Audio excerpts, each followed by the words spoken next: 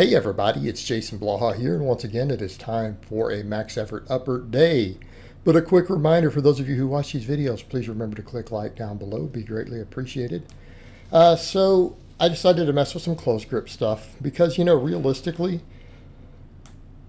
I feel like now that I'm really hitting my triceps again, that my wide grip strength, even though I've been doing it for months and months and months and months, I haven't gone up that much, but I feel like my close grip would probably be really strong.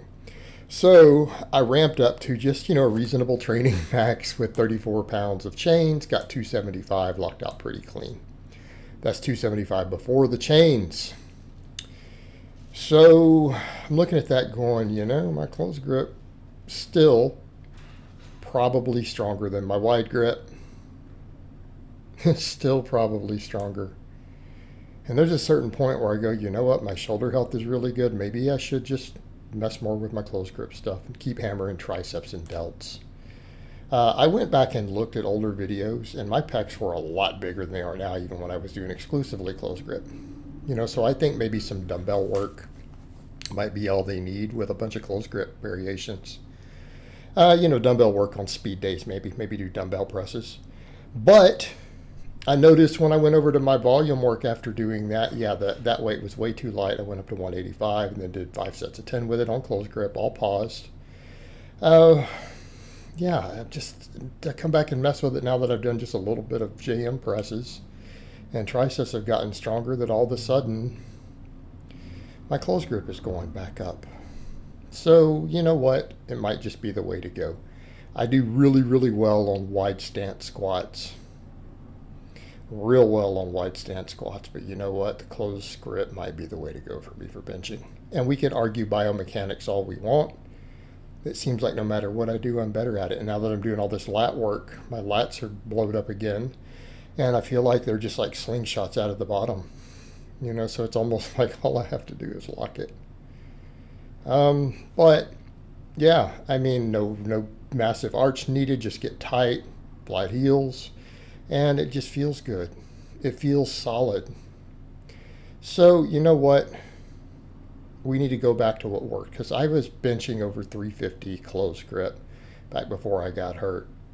My best wide grip was like 335 at the time, even training both. The only way I'm going to get to a 405 bench is going to be close grip. Let's be realistic about it. Because I can get back to where I was and then I can keep progressing. It's totally doable. Totally doable. And I'm more likely to have better shoulders instead of trying to chase, hoping I can get 5 more pounds out of wide grip. Go back to my roots here. It's a lot of what we're doing here is going back to my roots. It really is. Going back to different points where I was at my best and my strongest in philosophies I've always used.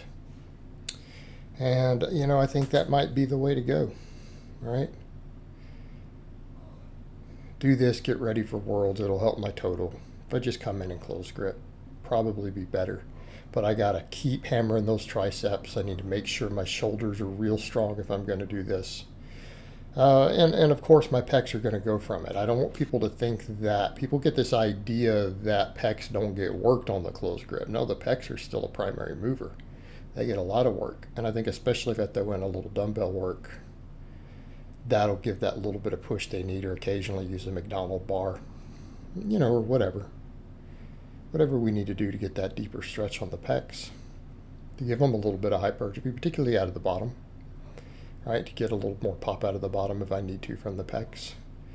But need to hammer triceps. My triceps were getting legitimately good sized at one time back a year and a half ago. So, went with my JM presses again, and I went up on the weight a little bit, and they felt good. So again, hammering with the heavy work, the triceps today, we did 5 sets of close grip bench, and I only did 3 sets of the JM press because they really started to get fatiguing 3 sets in after doing the close grip first. And keep in mind, I finish off with band press downs later, and I have a second pressing day later in the week. So this is a lot of volume. It's a lot of volume. I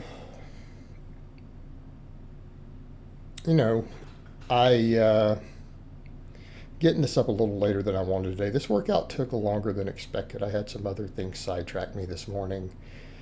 The middle of my workout, I planned on starting it an hour earlier than I did. And then it's client messages and some friends and family messaging me with a lot of stuff. So slightly distracted, but we got it all done. It's all going to be up here, at least in the morning still. Won't be afternoon, because I really want to put up one of the other videos I have backloaded at least for the day to get something else later in the feed. Just to keep the channel kind of flowing. Although, I mean, to be honest at this point, guys, I don't really live on my channel. My coaching is the real business. It's the money I live on. It's actually more than I need to live on. My savings even gets out of that. But, we want to keep the YouTube flowing because it's a big part of what I do. And I got to keep the fans happy, because that keeps everything flowing. And it keeps me relevant, keeps the knowledge out there. And people just appreciate it. So I want to make sure I'm putting that content out. Although we're going to have some new client blogs coming up next week. People are filming the workouts now. Isaac's back. Jax is back. And someone else is rotating a vlog in. I pulled one of the other people's vlogs, and I'm not going to get into why. You guys will just notice it won't be up anymore. Just not happy with the way their vlogs are going. Not good advertising for the business or my channel. So, and that's just the way it is. Because unfortunately, not every client gets the results I'd like to see. You occasionally get one who doesn't. And there's factors involved as to why that they're outside of my control as a coach. But after that, we did our inverted rows. And I think I'm going to mess with either inverted rows, dumbbell rows, or seal rows on the upper days. And I want to mess a little bit more with the axle bar stuff on the lower days, right? Because I want to make sure my grip is super strong for the deadlift. The deadlift is really what carries me.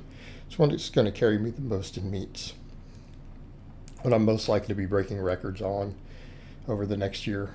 Then we did upright rows, increased the weight a little bit. Yes, I know I'm a little cheaty on these. I don't care. They're a big multi-joint exercise, working my whole shoulder girdle.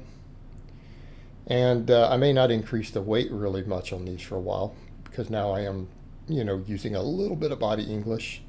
But it feels good. It's lighting my shoulders up. Right? It's lighting up my shoulder girdle. So that's okay. It's okay. I feel like it's quality sets. But we're at the limits of how much body English I think we should have in an upright row at this point. So I don't want to increase the weight any further. But we did 5 sets of 10 on these. Again, felt my delts, felt my traps. Everything got a good pump from it because, again, get our volume work in, get thicker in the right places, work on body composition. I need to be as big and as lean as possible for my weight class. And in fact, if more of your body weight is lean, water cuts are easier. It's far easier to get rid of extra water out of your muscle tissue than it is out of fat tissue. So this is one reason my water cut went a little better last time. I focused on muscle glycogen.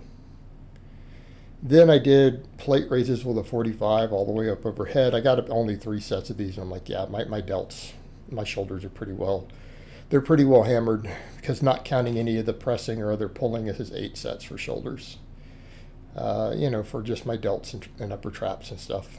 So that's a lot. And again, this is if we don't count the inverted rows as delts, which they are. If we don't count the closed grip benching as delts, which it is. So again, this is a lot of shoulder work. It's a whole lot of shoulder work. So, and again, especially considering that we have a second day. I mean, my volume is very, very high right now. My volume is high. My carbs are really high. My protein's really high. Fat's low. I'm actually not gaining weight, by the way. I haven't gained any weight because I'm doing so much conditioning work. My volume is high, doing a ton of conditioning. And since I'm not really eating dietary fat, probably not seeing any real fat storage either. So, I mean, I'm eating about 4,000 calories a day right now. And my protein's up over 300 grams, probably 350 plus most days. So, believe it or not, the scale isn't even going up. I'm under 220 still right now. I'm under 220.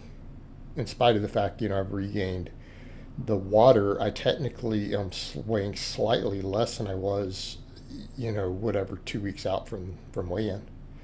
So that's a good thing, right? That's a good thing. And we finished off with 5 sets of the band press downs with the red band, again hitting the triceps from a different angle. And because we're doing a press down type movement like this, we are getting the long head a little more. But that's one of the things I think people over obsess on is, oh, am I getting all the heads of my tricep? This is honestly, I think people overthink that nonsense. They really do. And I've been guilty of it. I've been guilty of trying to get into the biomechanics and think about individual heads. But you know what? When I was doing just a lot of JM presses and stuff, my triceps were the biggest. They were way bigger than they are now. So maybe we just need to focus on just getting a muscle big. And I think it's very easy for us to start overthinking what exercises we are selecting, hoping that we're hitting all this other stuff. But, that aside, this gives me that stretch reflex. It helps with the tendons. It gives a hell of a pump in the tricep, and it's just working it through a very different way. So I hope it's been informative, and I'll talk to you guys next time.